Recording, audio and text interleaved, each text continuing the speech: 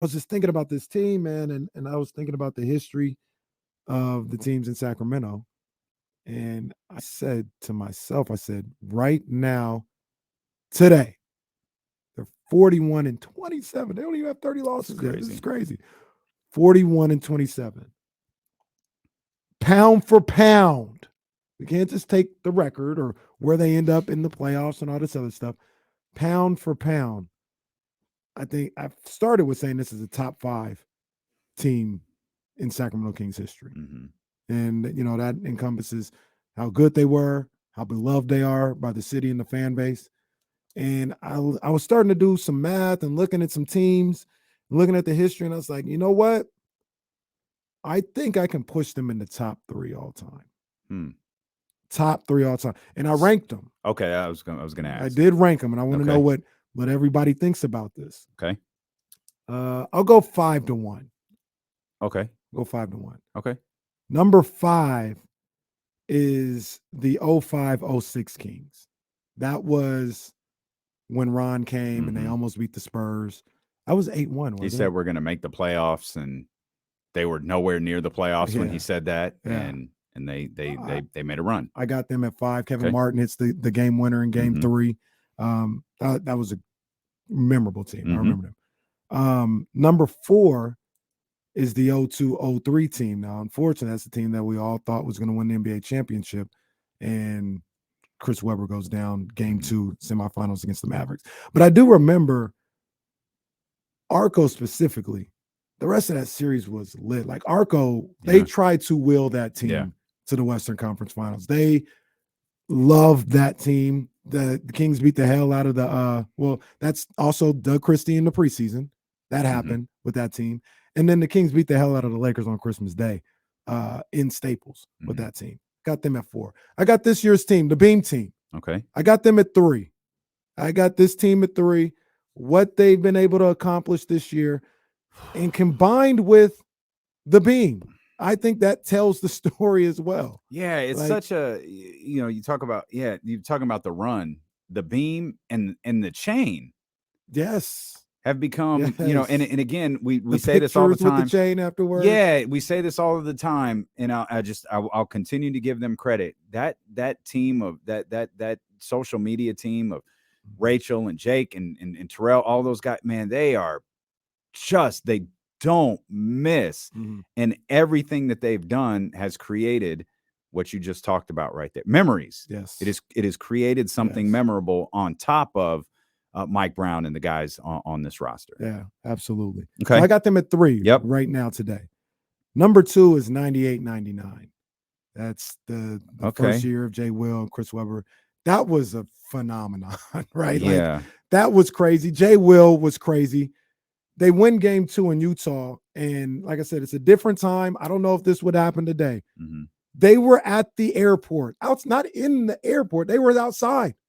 I was out there. They were out there because they won game 2. You just showed up everywhere, didn't you? That was a classic segment. Showed up I got a text about it last night.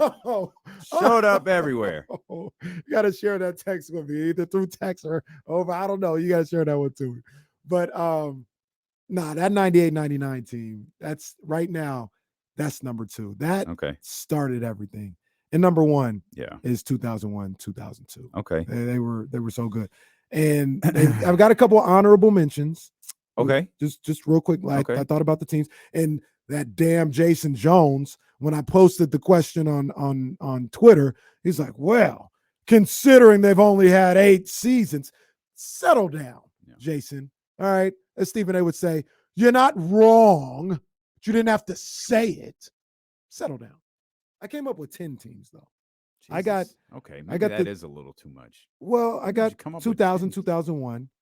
That was the year before the conference finals. They won I remember them winning a round for the first time. They beat Phoenix in Phoenix. The place was going crazy. Jay Will and Bobby are on the sidelines. Remember the post game? They laughing and all 5. That was memorable. 03-04, which was losing to the Timberwolves. That was kind of weird because these was are coming definitely back. These are definitely honorable mentions. 95-96.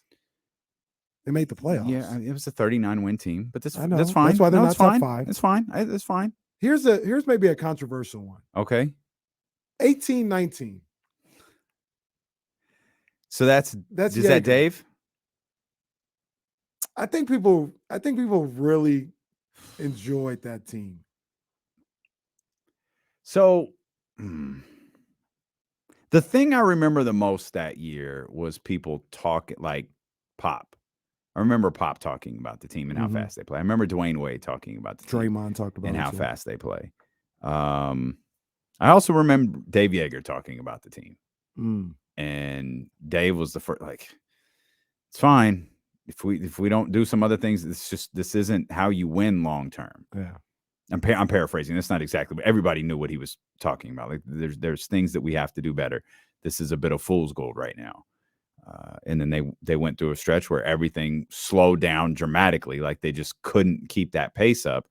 And I mean, I guess I don't think that's controversial because you're at 10 at this point. Right. So but that wasn't even a winning team. Like at least 95, 96. Well, went neither to the playoffs. was the playoffs. Yeah. Like this team finished 10 games out of the playoffs. But I think people 239 win teams though. That's true. That's true. I think people love this team. And then I had 99, 2000, which was Juvenile's favorite year, but it was kind of Girl, you're working with some back, yeah. Your bed, yeah. They lost to the Lakers in the first round that year. Yeah. I don't have, again, those were all honorable mentions. I don't have an issue with any of this. So you have what you really have is really, I think probably the biggest discussion is the 2023 over the 02-03. I think that's probably the biggest discussion. The 02-03. See, that's tough because it's bookended by iconic moments. Yeah. The Doug Christie moment, which gets played to this day on anything associated with the Sacramento Kings, and the injury. Yeah. Right? Like, and obviously the series goes on, but it's bookended by those two moments. Yeah. The season is a little bit more of a blur because you said, this was the year people thought they'd win the championship. We thought they'd win the championship the year before. Like when they got to the playoffs, they were going through the playoffs. They're headed to play the Lakers. Like I thought the Kings were winning the championship. 61 wins that year. I think most of us thought they were winning the championship. Yeah. So the next year it was like, okay, the moment with Doug, we've got, as Doug likes to say, unfinished business. Yeah. And I don't remember a lot of the regular season. I don't remember that moment, remember the end moment, but don't remember a lot of the regular season.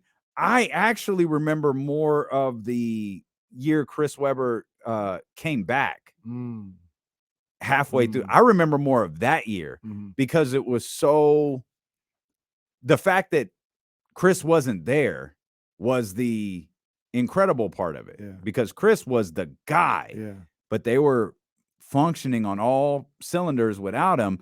They wanted to get him back. They wanted that playoff run. It's that old proverbial, the clock is ticking, and it didn't, it didn't work out for anybody. 55-27 that year where they played the majority of it without Chris Webber. I think I like your top three.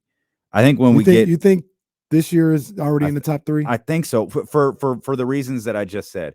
I don't like the 02-03 season as much, just because if it centers on a moment, then the Doug Christie, that's iconic forever. If that alone wants to put you in the top three, okay, but I don't know. Again, and maybe in 5 years I won't be able to remember. It's hard to imagine. Maybe I won't be able to remember the Clippers game. Maybe I won't be able to remember. Maybe I won't be able to remember the Orlando. Remember that to the day you die. Well, and that's what I mean. Like I don't. Maybe that happened in 02 and 03. And the only game that I remember specifically from 02-03 in the regular season was the Christmas Day game because they beat the brakes off the Lakers and. Like that was the showdown, like the Lake, all this other stuff. Will there be a fight? Yeah, that too. And the Kings went into Staples Center on Christmas Day and beat the brakes off them. That's really the only regular season game I remember from that year. But we could put that in the chatty house, the poll question. yeah, the return of the poll question. Is it well, that felt like a shot. No, it's just the return of the poll question. Is the 2022-2023 Beam team a top 3 Kings team already? I think they are. If they do you think say they get to the second round this year, do you think they can jump either one of the top 2? No. So well, they can't jump 01-02. You're in agreement that 98-99 is 2, like that's yeah, because Jay didn't play here very long. So we talk about Jay like White Chocolate, Jason Williams, like he played here for 10 years. A dude was here for a minute and a half. Yeah. But hey, there's highlights galore from Jay Will's time here. That's hard to ignore. Like there's shirts with Jay Will's pictures on.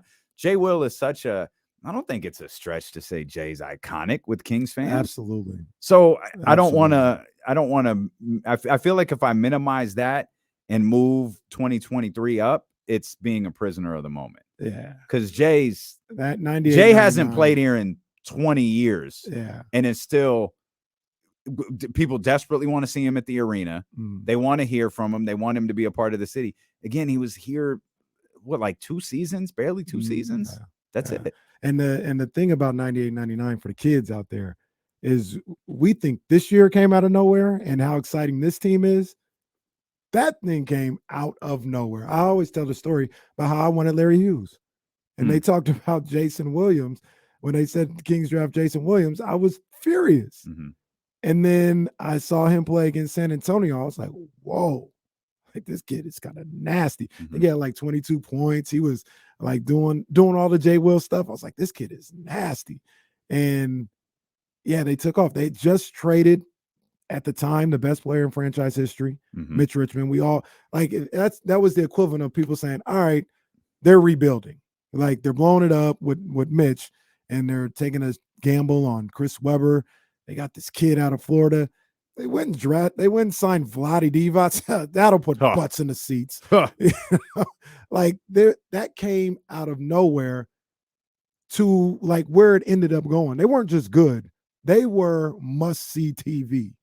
And then to get in the playoffs, go up 2-1 against the Jazz. I think this team can overtake that team this year with what they do. But today, no, not today.